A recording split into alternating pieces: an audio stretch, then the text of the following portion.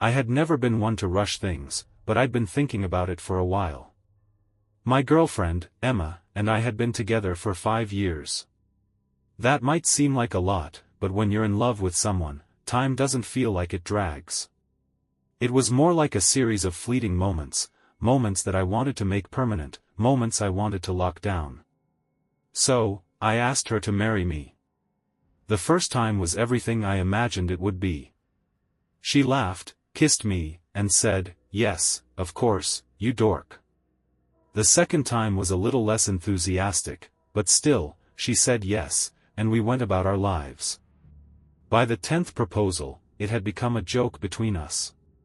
"You really want me to say yes this time?" she'd ask, every time I'd pop the question. But then, something changed. Maybe it was the 100th proposal. That's the number that sticks in my mind. "Emma," I said, taking her hand in mine during dinner one night. We were sitting at the same table we always did, the one by the window with the view of the city skyline. I had always loved the skyline, but tonight, it felt a little less special. "I really want you to be my wife." She looked up at me, her expression unreadable. I couldn't quite put my finger on it, but she seemed distant. Maybe it was just me. I pushed on, nervous but determined. "You know I'm serious this time, right?" Her lips curled into a tight smile, but it didn't quite reach her eyes. "I know," she said flatly, glancing down at her plate. There was an awkward pause before she looked back at me. "But, I don't know, don't you think you've asked me this enough?" My heart sank, though I tried to keep it hidden. Was she tired of me? Tired of us? Maybe I had been a little too insistent, but this was a big step for me. For us. "Emma," I said, forcing myself to meet her gaze, "I don't want to keep asking you if you don't want it, but I can't help but feel like we're meant to be together forever." She exhaled slowly, a sigh that felt heavy with something I couldn't place. She was still beautiful, her dark hair falling perfectly over her shoulders, her green eyes reflecting the city lights, but there was something else now. Something I hadn't noticed before. "I think I'm just tired," she murmured. "Of everything. Not just this, but us." My gut told me it was just a passing moment, but I couldn't ignore the weight of her words. Maybe she was right. Maybe I was pushing too hard. Or worse, maybe she didn't feel the same way about me anymore. The rest of dinner passed in silence, the once warm ambience between us now felt colder than I'd ever imagined it could. The days after that dinner were strange. Not in a way that I could quite explain, but something was off. Emma had always been warm, easy to talk to, but now, I felt like I was walking on eggshells. It wasn't like I could confront her, at least, not directly. She wasn't angry with me. She wasn't distant in the way that would make me want to fight for her attention. No, this was something else. Something subtle, like a slow, invisible shift. I tried to ignore it at first. Maybe it was just a bad day. But the next day, and the day after that, the air between us felt heavier, colder. Her smiles seemed less genuine. She didn't look at me the way she used to, with that soft, almost playful affection. No, now she looked at me like I was just someone there. Someone she had to put up with. I couldn't help myself. I asked her again. Another proposal, but this time it was different. It wasn't playful. It wasn't light. It felt like I was begging.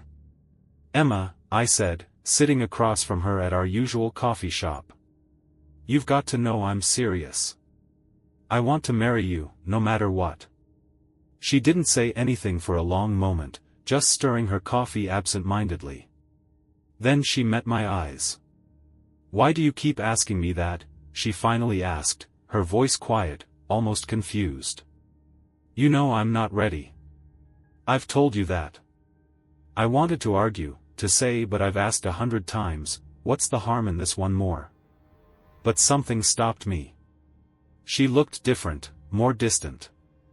I didn't know if I was imagining it or if it was real, but it felt like the air between us was thickening. The week after that conversation, things got worse.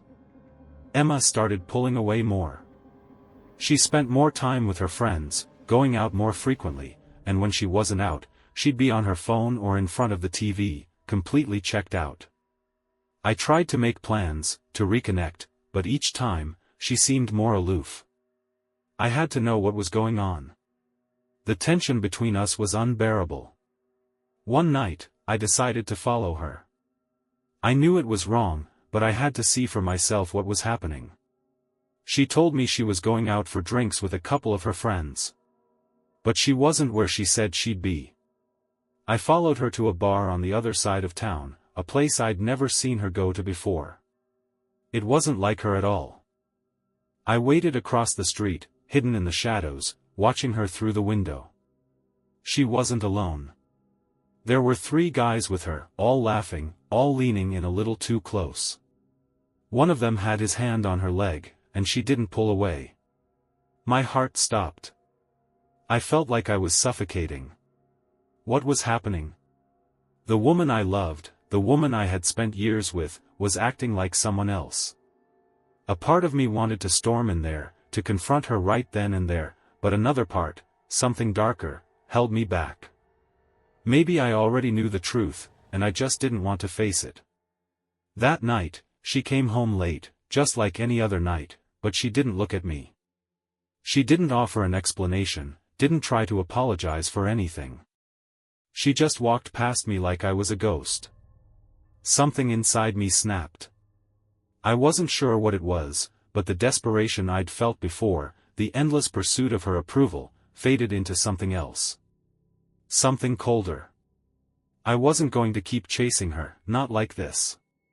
Not when she had so clearly checked out. I didn't ask her about the bar. I didn't confront her about the guys. I didn't say a word, because I wasn't sure if I was ready to hear the truth. But the silence between us grew heavier by the day. I was no longer asking her to marry me, not because I had stopped wanting it, but because I had a sinking feeling that I was no longer the one she wanted. The more I tried to ignore it, the more it consumed me. Every time I looked at her, every time she shrugged me off or evaded my touch, I knew I was losing her. Her late nights started to stretch into early mornings. I didn't even ask where she had been. I had no right to, we had no right to each other anymore. She was slipping away, and all I could do was watch. But then came the phone call. It was late, maybe 3 or 4 in the morning.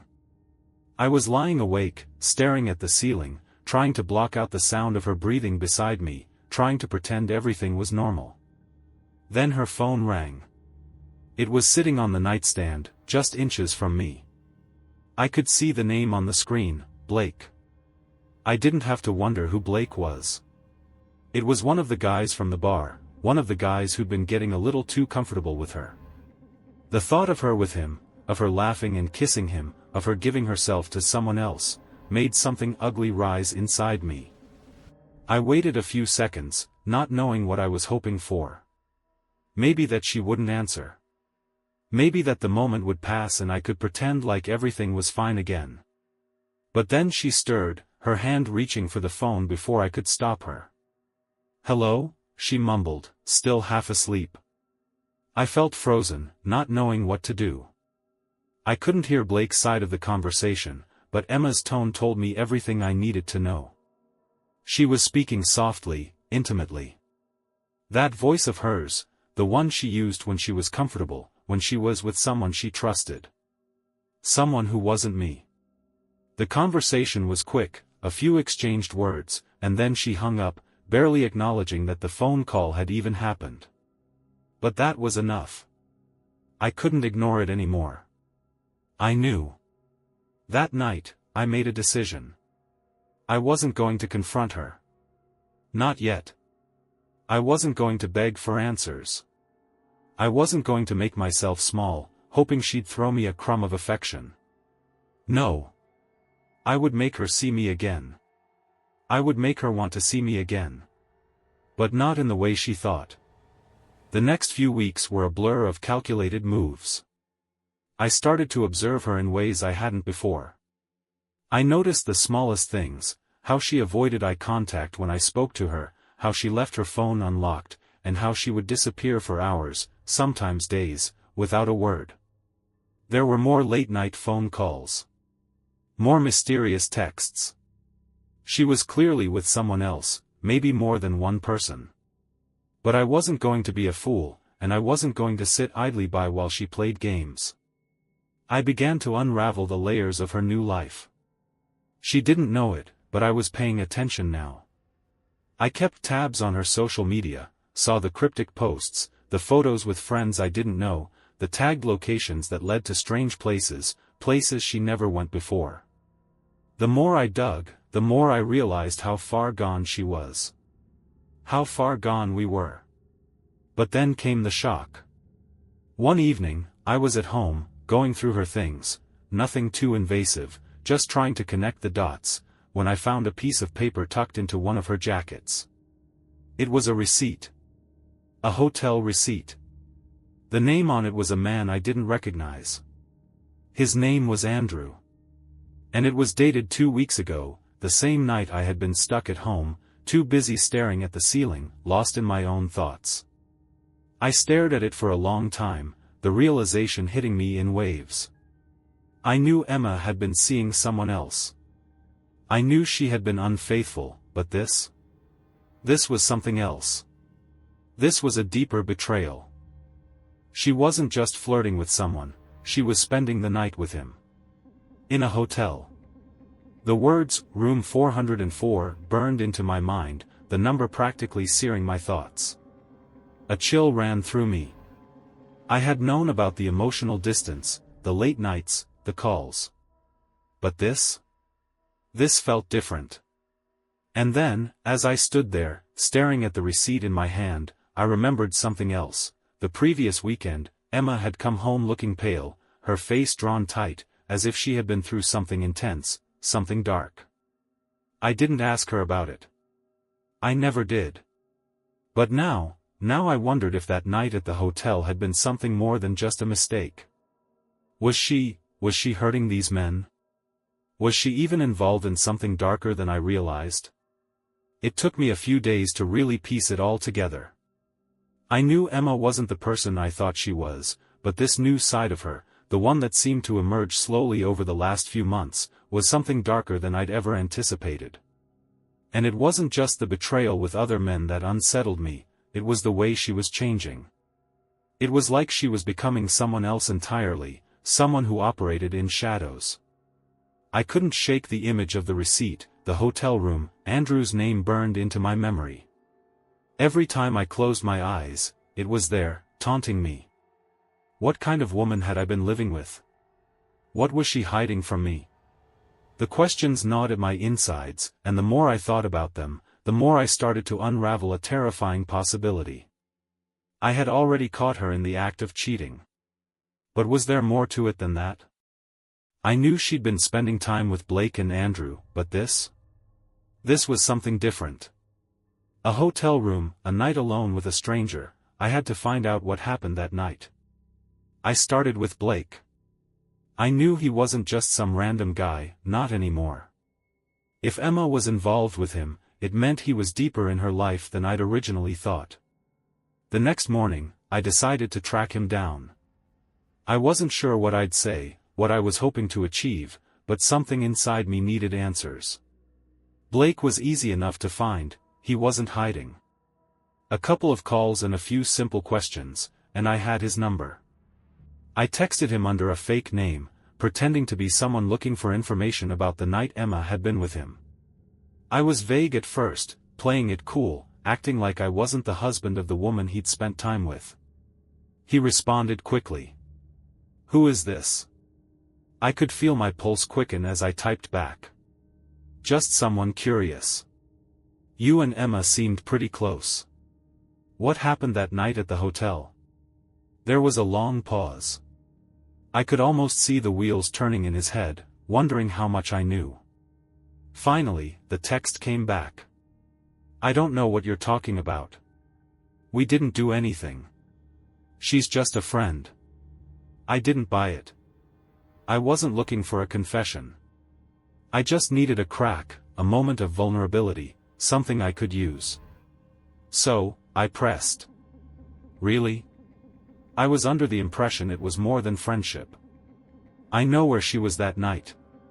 Why don't you tell me the truth, Blake? There was another long silence.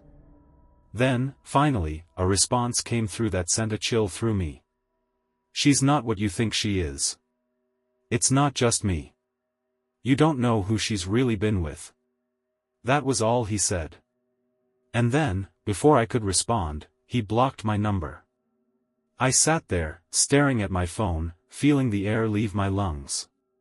It was worse than I had imagined. Emma wasn't just seeing other people. She was playing some kind of dangerous game, a game I had no part in, yet somehow, I was still tangled in it. The silence she'd kept about all of it was no accident. She was keeping secrets, and these secrets weren't just about infidelity. No, this was something darker. I had to know more. The next day, I followed her. She didn't know I was watching, of course, but I couldn't stay away anymore.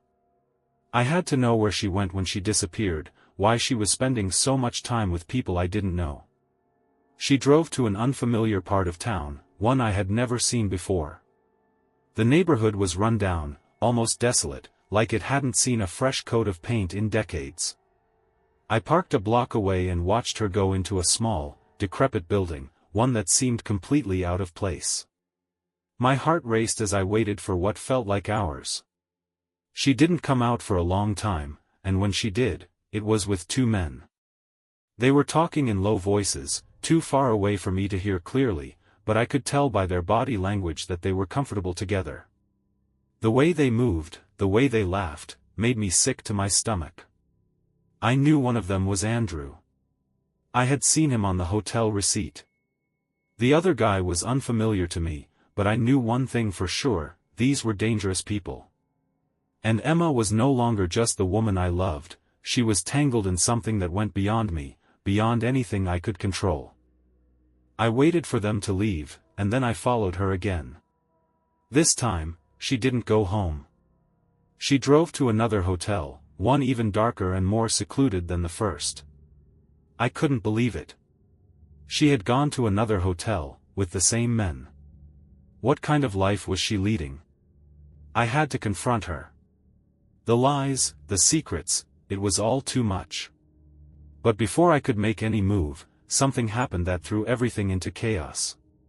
The next morning, Emma wasn't home.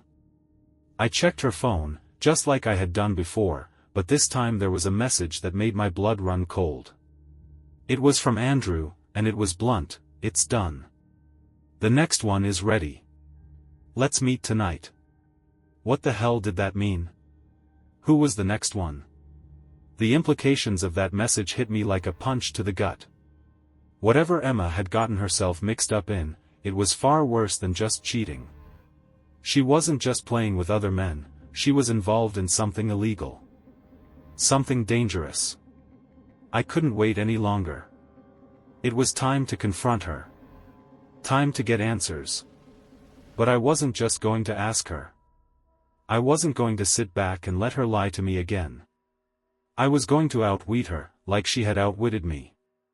And this time, I wasn't going to lose. I was going to set a trap. I started by tracking down Andrew. The hotel receipt had given me a name, and while I wasn't a detective, I knew how to dig. Social media, public records, people leave trails, even when they think they're being careful.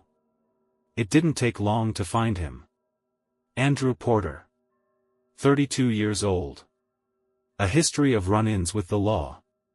Nothing major, disorderly conduct, a DUI, some minor assault charges, but enough to tell me he wasn't exactly a stand-up guy.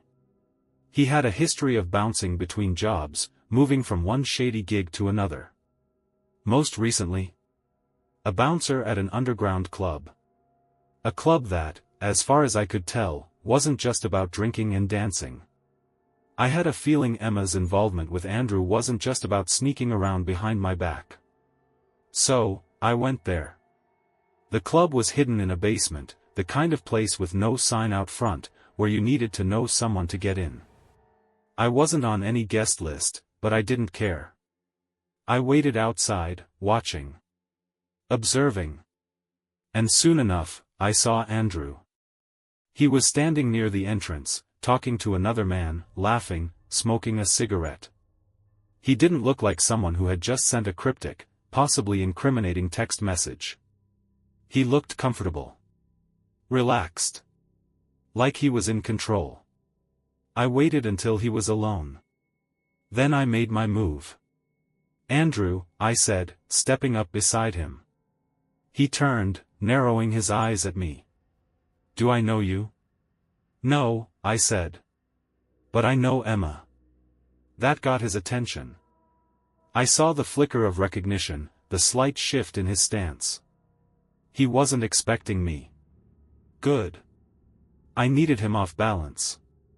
"I don't know what you're talking about," he said, taking a slow drag of his cigarette. "I think you've got the wrong guy." I pulled out my phone and held up the message. The one he had sent Emma.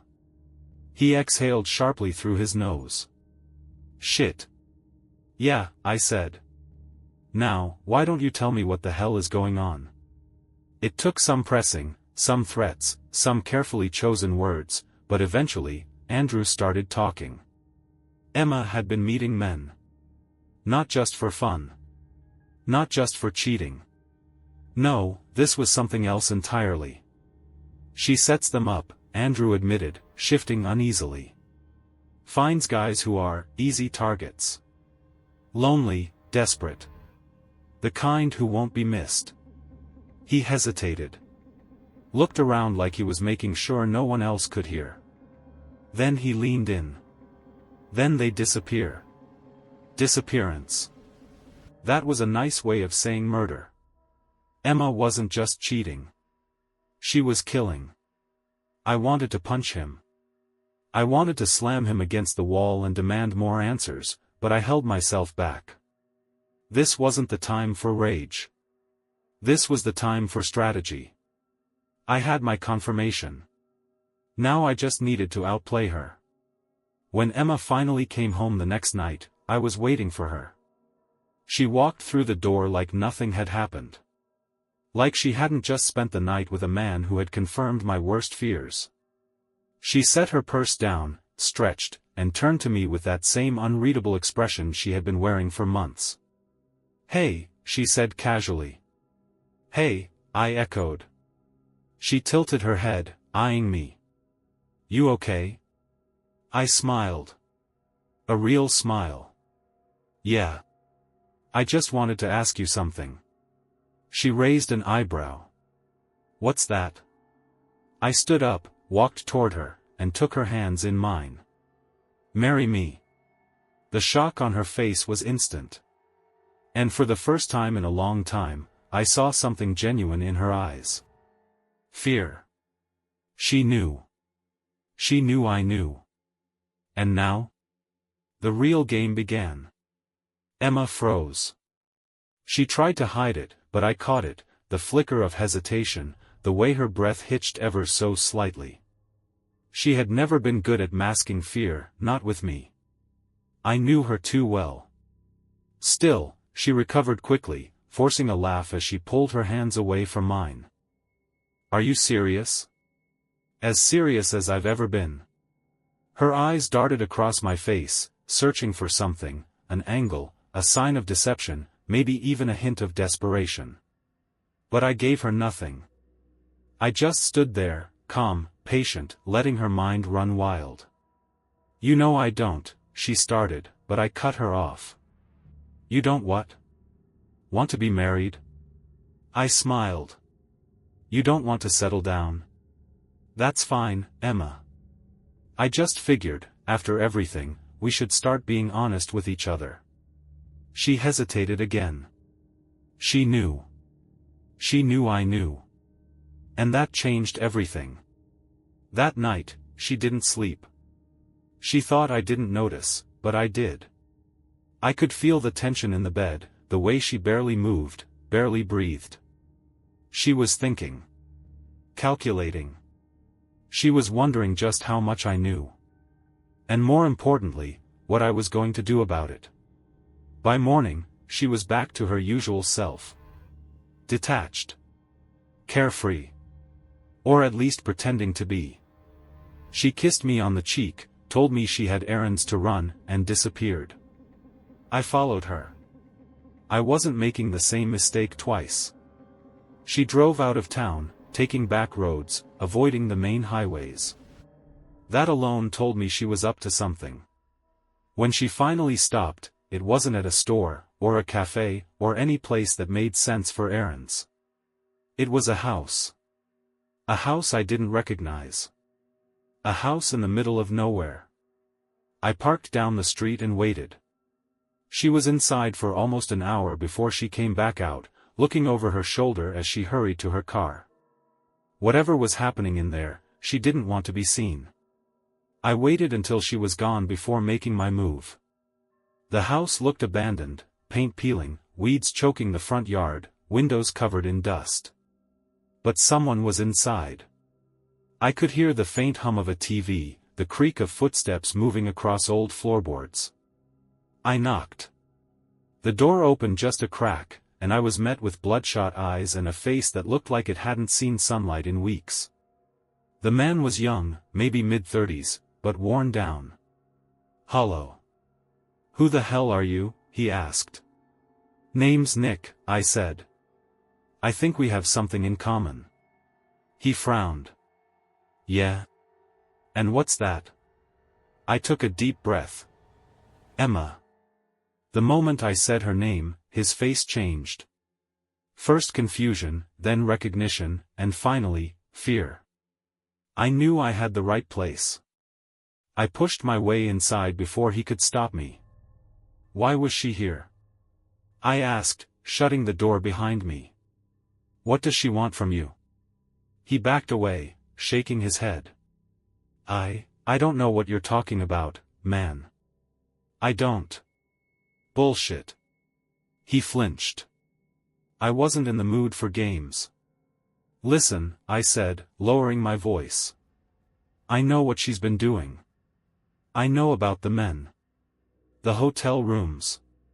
The disappearances." I took a step closer. "And I know you're part of it." His hands trembled. I didn't sign up for this." "Then tell me." He looked at me for a long time, weighing his options. Then, finally, he exhaled shakily and nodded. And that's when I learned the truth. Emma wasn't working alone. She was part of something bigger. And I had just stepped into the middle of it. The man's name was Caleb. At first, he didn't want to talk. He kept pacing the room, rubbing his hands together like he was trying to erase something off his skin. His eyes darted between me and the door, like he was expecting Emma, or someone worse, to walk in at any moment. "I shouldn't be talking to you," he muttered.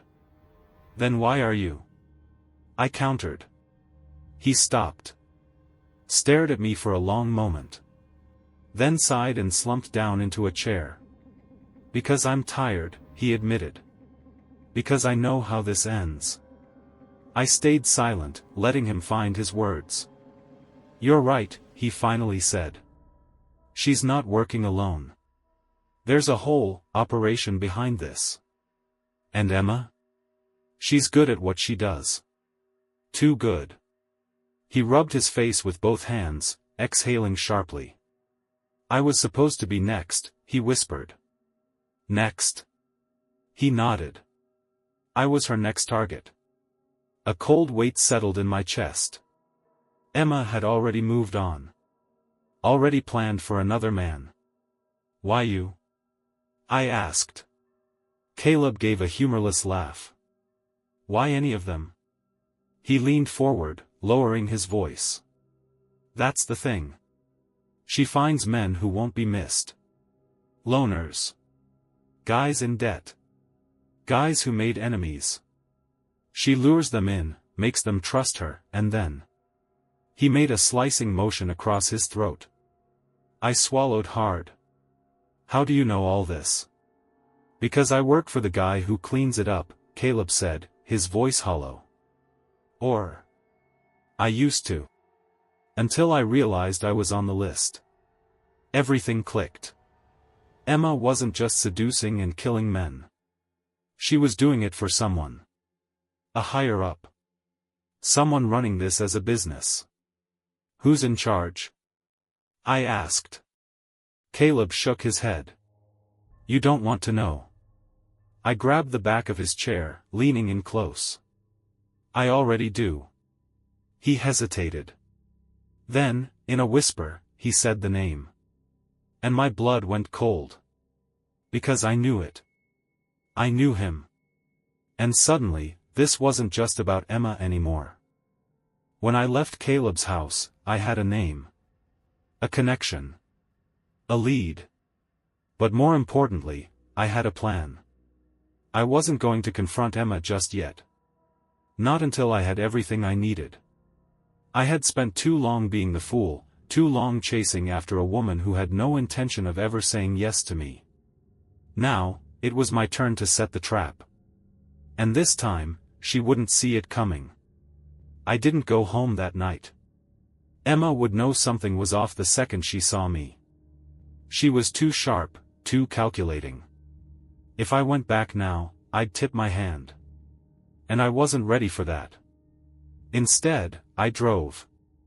I let Caleb's words rattle around in my head, over and over. The name he had given me. The man behind all of this. Marcus Hale.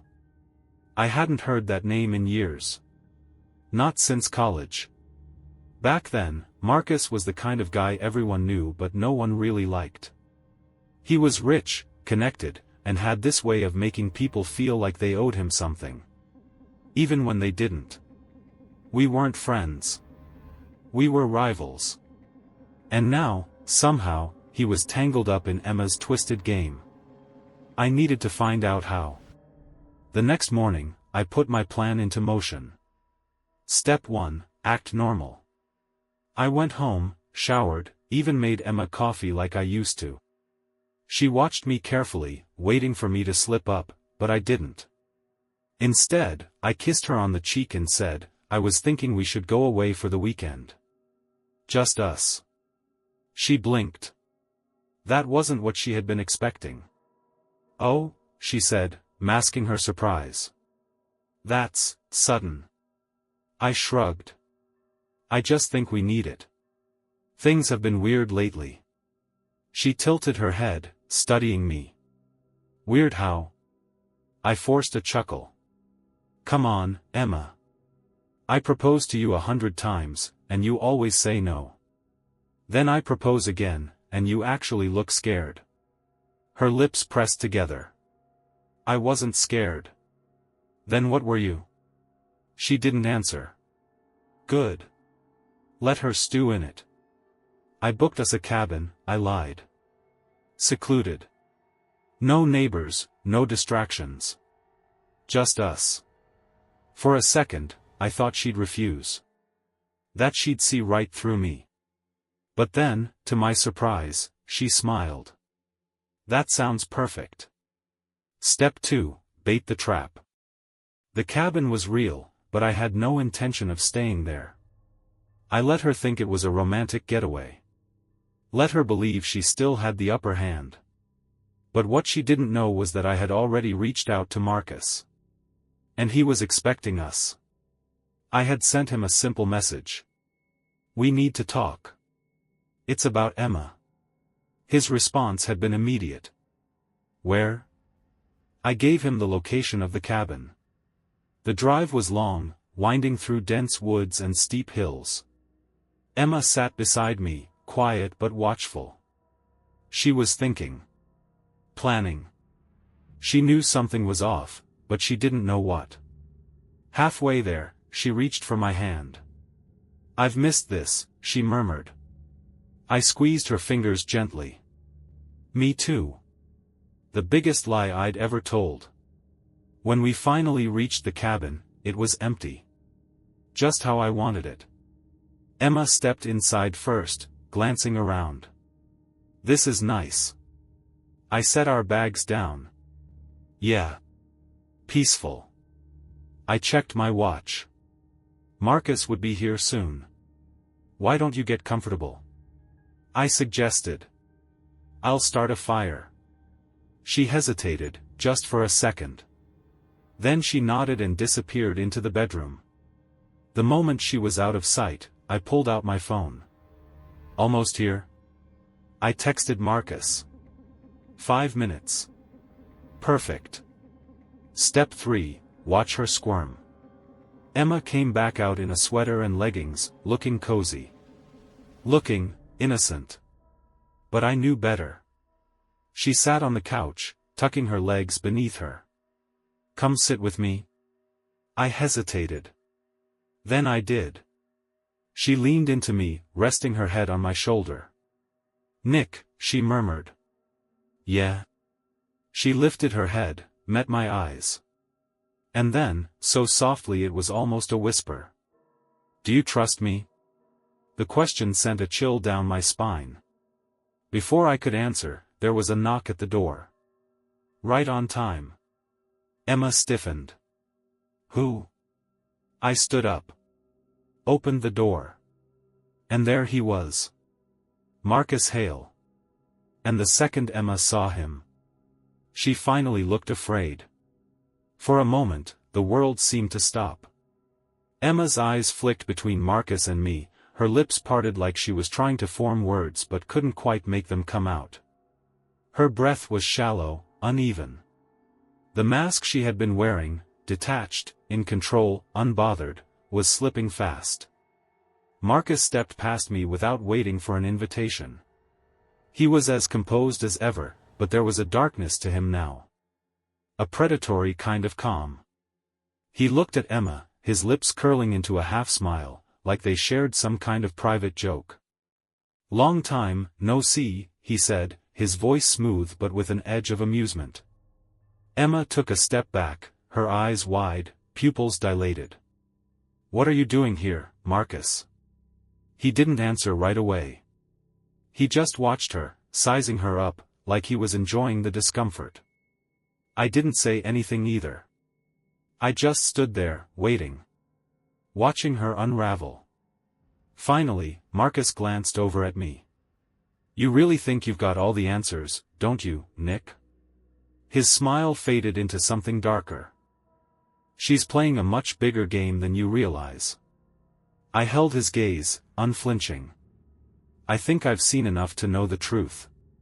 Emma's hands trembled as she crossed her arms, trying to regain some semblance of control. You don't know anything, she snapped. Her voice was sharp, defensive. She was scared now.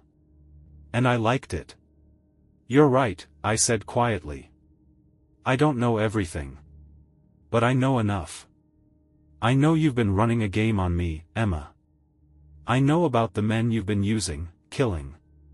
Her eyes flashed, and for a split second, I saw something crack behind the walls she had built up. But she quickly recovered, putting on that familiar mask of indifference. You don't understand what you're talking about. Oh, I think I do.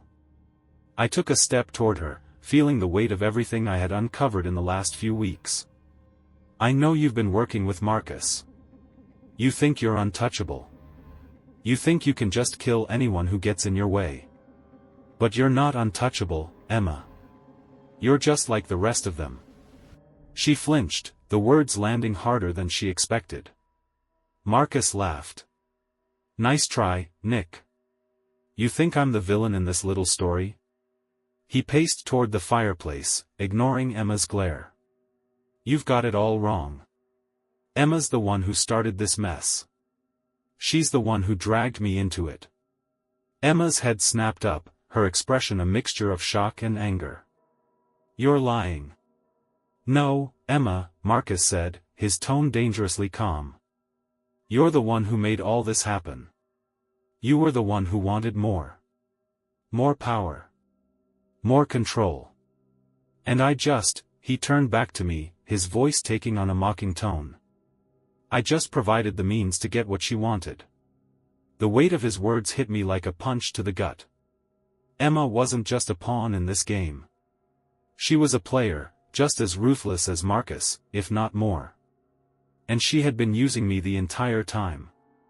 I'd spent months questioning her, doubting myself, wondering why she was always so distant, so elusive. But I never imagined this. I never imagined she was a killer. For a long moment, nobody spoke. The silence stretched between us like a thin thread, tight and fragile. And then Emma spoke, her voice barely above a whisper. "I never wanted this, Nick. I never wanted any of it." I shook my head, a bitter laugh escaping me. "You didn't want it? Then why did you do it?" She closed her eyes briefly, as though trying to block out the reality of the situation. "Because I had to. You don't understand." I stepped closer, my voice low and steady. "No, I do understand, Emma. You wanted more. More than I could give you. More than you ever told me. And when you couldn't get it from me, you found it somewhere else. From men like Marcus." She winced, but didn't argue. Marcus crossed his arms, looking smug. "You were just a means to an end, Nick. Emma's little safety net while she worked her way up. You should have known you weren't the only one in her life." The words hit hard. But there was something else beneath the anger I felt. Something colder, something deeper. I wasn't angry anymore. I was disgusted. Emma had been playing me for months. Years, maybe. All those moments of doubt, of wondering if I was crazy to keep proposing, to keep believing in her. It had all been a game. A game I wasn't even aware I was part of. But now? Now, the game was over. I turned to Marcus, ignoring the raw sting of betrayal that still burned in my chest. "You think you're untouchable, too, don't you?" His smile faltered for a second, but he quickly recovered. "You have no idea who you're dealing with, Nick." "Oh, I think I do." I took a step forward, locking eyes with him. "You and Emma have been playing a dangerous game. But now the tables have turned. And it's my move." Emma stiffened, her eyes darting between me and Marcus, a flicker of panic crossing her face. "What are you going to do?" she demanded. I smiled. "I'm going to finish what we started. But not the way you think." I had spent weeks letting Emma control the narrative. Letting her drag me through her lies, her deceit. But that ended now. This was my story, and I was going to take control. The tension in the cabin was suffocating. Emma and Marcus stood on opposite sides of the room, their silent battle of wills palpable. Neither of them was willing to give up their power, their control. They had both come so far, done so much, and neither of them was ready to be defeated. But I wasn't about to let either of them win. "Nick," Emma said, her voice tight, but there was something else in her tone now, fear, uncertainty. "You don't know what you're doing. This isn't a game you can just walk away from." I didn't answer her. Instead, I focused on Marcus. He took a step toward me, his face hardening, his smile fading into a more dangerous look. "You've made a mistake, Nick. You really think you can take us down? You think you can outsmart me?" I didn't flinch. "I don't need to outsmart you, Marcus. I just need to make sure you play by my rules now." Emma's eyes darted between us, panic now evident in the way her shoulders tensed. "What are you going to do, Nick?" "Let's see if Marcus has any friends left," I said coolly. I turned to Marcus, ignoring Emma's wide-eyed stare. "You've made enemies, Marcus. And not just in business. Your name is tied to more than just deals and dirty work. People are starting to notice, people who don't take kindly to your kind of manipulation." He froze, his eyes narrowing. "You're bluffing." I shook my head. "You should have paid attention to the little details. You should have known better than to think I was just some fool who'd keep proposing marriage and begging for your love. You thought I wouldn't figure it out, didn't you?" Thought I wouldn't find out about your other arrangements? His eyes flickered with fear, just for a moment, before he regained his composure. What do you think you can do now, Nick? The game's already over. I've won. I smiled, the real satisfaction starting to bubble up in my chest. Not yet. I pulled out my phone and pressed a button. A few seconds later, the door to the cabin swung open, and two men entered, big, tough-looking guys with sharp eyes and no hesitation in their steps. They looked like they belonged to a world that Marcus was all too familiar with. One of them nodded at me, his eyes briefly meeting mine, and I saw recognition flicker in his gaze. You wanted us to come? He asked, his voice low. Yeah, I said. Make sure Marcus and Emma understand that they've overstayed their welcome. For a moment, no one moved. Marcus's jaw clenched, his eyes scanning the two men who stood silently in front of him. His confident facade was starting to crack. Who are these people? Emma asked, her voice shaking. What do you think you're doing? I looked at her, my expression hardening. You don't get to ask that anymore, Emma. Not after everything you've done. Emma took a step back, her eyes flicking to Marcus for support, but the man who had once been untouchable now looked unsure. You think they'll listen to you? He spat, his voice cracking. You think they'll help you after everything you've done? I didn't answer. I didn't need to. The two men who had entered the cabin had already turned their attention to Marcus, making it clear that his days of being in charge were over. And Emma? She was no longer in control either. The next hour passed in a blur. Marcus and Emma tried to play it cool, tried to make deals, but it was too late. They had both underestimated me. They had underestimated how much I had learned, how much I had pieced together. They thought I was still just a man who wanted marriage, a man who couldn't see through the lies. But I wasn't that man anymore. As the two men took Marcus outside, forcing him into a car that would take him far away from everything he had ever known, I turned to Emma, who had been silently watching the entire scene unfold. I could feel the weight of the years we had spent together in her eyes, the way she silently begged for a way out, a way back to the woman she used to be in my mind. But I couldn't give that to her. Not anymore. You ruined it, Emma, I said softly. You had it all. A life with me, with everything you ever wanted. But you chose this path. You chose Marcus and everything that came with him. Her lips trembled as she looked at me. Please, Nick. I shook my head, cutting her off. You don't get to apologize now. Not after everything. She opened her mouth to say something else, but I didn't let her. I walked past her, my steps resolute. The game was over. And in the end, I had won. It wasn't easy, letting go of the woman I thought I knew, the woman I thought I loved. But it was necessary. I walked out of the cabin, leaving Emma behind, knowing I would never look back. The weight of the years of deception, of lies, and betrayal, was heavy on my chest, but it was a burden I had learned to bear. Marcus would disappear into the shadows, just as he had before. But now he knew he couldn't touch me. Emma would eventually fade from my life, just as she had faded from herself. And as I stood at the edge of the woods, watching the sunlight filter through the trees, I felt something I hadn't in a long time, peace. The end of the game. And the beginning of my freedom.